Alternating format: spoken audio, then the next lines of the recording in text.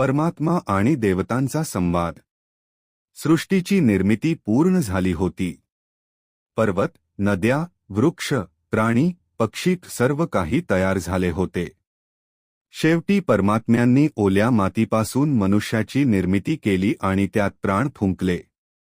सर्व देवतांना बोलावण्यात आले. पहा, ही माझ्या सृष्टीतील सर्वात श्रेष्ठ निर्मिती आहे. याहून सुंदर, याहून समर्थ आणि याहून अद्भुत मी काहीच निर्माण केले नाही.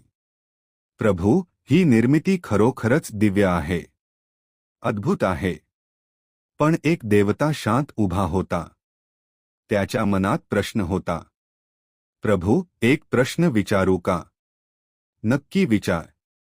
आपण इतकी श्रेष्ठ निर्मिती केली, पण ती मातीपासूनच का?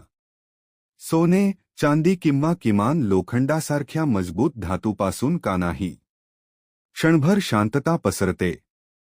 तू कधी सोन्यात काही उगवताना पाहिलं आहेस का? चांदीत बीज फुटताना पाहिलं आहेस का?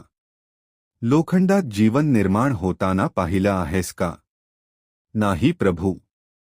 जीवन फक्त मातीमध्येच अंकुरते. बीज मातीमध्येच फुटते. पौधे मातीमध्येच वाढतात. फुले मातीमधूनच उमलतात. म्हणूनच मी मनुष्याला मातीपासून बनवले.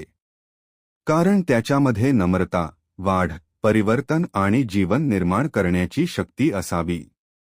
प्रभू, आम्हाला आता समजले. आपली प्रत्येक रचना अर्थपूर्ण आहे. म्हणून लक्षात ठेवा, माती साधी असली तरी तिच्यात संपूर्ण सृष्टीला जीवन देण्याची ताकद आहे. बोला, नमः शिवाय.